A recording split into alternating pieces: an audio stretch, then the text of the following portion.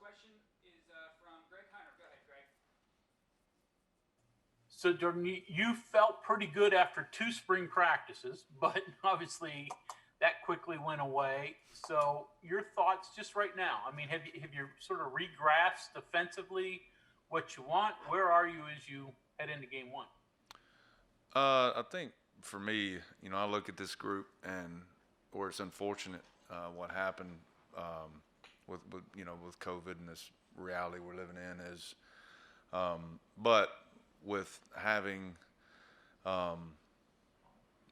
Coach Adai, myself, 3 new coaches, it's kind of given me the opportunity to go back to the ground level of this defense to get guys up to speed, which has really helped me. It's really kind of helped me know what we need to do to fit some of the personnel that we have, and so it's been in that light, it's been really good. I think it's a group I'm excited about. I'm excited to watch Saturday in a live situation outside of our own football team. See what guys are ready to do. I know everybody likes to focus on the front, but we've got some really good young talent, I think, and some guys that are in the second year of being in this defensive system that I'm excited to watch play on Saturday. Next question will be from John Antonic. Go ahead, John. 2 here. Just real quickly, how the mechanics of how you and Jamal are going to work on Saturday? How's that going to go between you with the fronts and him in the back end? And then the second question. Where is Messidor in terms of a young guy that you've had to deal with?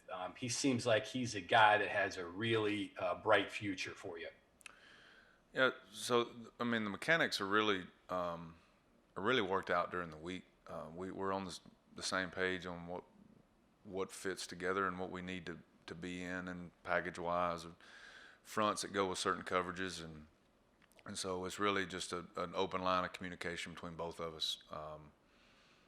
Into what we want to do, in that series, that play, and we know we have to do that, but most of that is worked out during the week. It's like, hey, this is, what I like, and it goes with this, and all right, let's roll with it, and let's go. So I mean, that's been really good. We work together really well.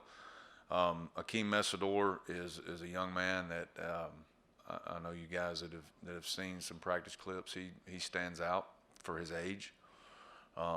And has got a ton to learn, but he'll be a guy that has got an extremely bright future, I think, and he doesn't mind working, and he's a lot of fun to coach, and he'll be exciting to watch over the next few years, and hopefully this year. But I mean, there's a lot he's got to learn. There's a lot he's got to improve on from fall camp into the first couple of games. It'll be different for him. I mean, every college game to a true freshman is, and so they feel comfortable at practice, and then when it gets to actual live reps, it'll change, and he'll have to adjust again, which I know he will. Cody Nesper is next. Hey Jordan, I just had 2 questions. One, when you have a guy like Darius who's getting all these preseason accolades, do you approach the start of the season any differently? Obviously, we've talked to him and we know he's a pretty humble guy, but is there anything you have to do differently coaching him? And then with Darius, obviously you only had him for 2 games last year. What do you think he can do in a full-time capacity this year? The answer with Darius is no.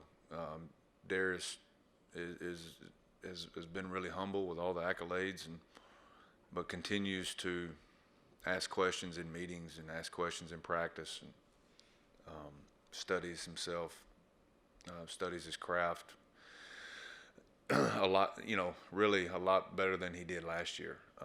And he's grown up a lot, but how I approach him, other than just trying to dig into fundamentally what he needs to improve on to get him to where he wants to go, I haven't approached that any different than I did. What was that? What was the other question? What was the second part of that question? It was just with Van Darius. You only had him for 2 games last year. What can he do this year, do you think? I think he can do a lot. I think we can use him in a lot of different ways, and I think He has improved a lot. He's worked extremely hard coming off his injury, and for his sake, I hope. I hope he's ready to go, and I know he wants to, and he's worked hard for that. And there's a lot of things that Van Darius can do, and we just got to get him in position to do them. So he's done a good job up to this point. Go ahead, Greg. Wondering how much you move your defensive linemen around, especially Dante and Darius. I mean, are they locked into one position, or could you see them, Dante playing a little DN, Darius playing some D tackle? How much of that do you envision? Well, I go back when we started doing this last year and talking with you guys is how we wanted to recruit guys that could do multiple things, and we got lucky with Darius and Dante that can do the guys that were already here that can do those. I think it'll depend on week to week. Athletically, they can't. I mean, physically they can play a number of positions in a bunch of different scenarios, and if it fits what we need to do that week, that's something that we'll look into. But those guys with their athleticism, you guys see it every week what they can do, and so we can use them a bunch of different ways. Back to John. Go ahead, John. One more from me. It looks to me like athleticism, aggressiveness, all those things, you've got the box checked with the guys up front. Is there a concern about facing some of the teams with bigger personnel packages and teams that want to pound it a little bit? You feel like you're okay there with the guys you got up there? Yeah, I think we make it work. I think when you look at athleticism and speed, if you have that, you probably have power also. And so that's the one thing that I look at more than anything in recruiting is power. Not necessarily weight, height. Length is something that I think everybody looks for. But if you're an athletic guy, even if you're not, you don't have to be fast to be powerful. And you just have to. There's certain things in the recruiting process you evaluate that let you know that a guy can explode out of his stance and through a block, and so I put more weight into that than I do straight up speed or size. Coach told me a long time ago, you can't hit what you can't catch. So. Last two questions in the queue here. First, we'll go to Kevin Kinder. Go ahead, Kevin. Coach, way back in the start of the fall, Coach Brown mentioned the importance of safeties and pass coverage, and that was an area that really wanted to improve to kind of, tie the corners and the pass rush together. What has the progress been like that over the fall? Are you getting closer to where you want to be there with some of those second-level defenders? Yeah, I think so. I think that we've got to be able to get both parts of that in the right positions, whether it's something that we're doing to a certain protection, or maybe it's not anything that we need to do and we just need to let a guy go. We're also asking your next level guys not to do things that they may not necessarily have success at doing. And so that's all part of figuring out as you go in fall camp, and you evaluate every day what a guy can and can't do, and how that fits into your system, what you want to do. And we talk about those things on not even a daily basis, just from drill to drill, against our offense with me and Coach Adai, like, what do you think here? What do you like here? What can this guy do? What do you like this package? And so it's starting to come together. Okay, Coach, the last question comes from Mike Kazaza. Mike, go ahead. Hey, Jordan, how's it going? Good, man. How you doing? I'm great, thank you. A little bit more on the defensive line. Darius, Dante, they did move around a little bit, but Neil said very early on you could be multiple.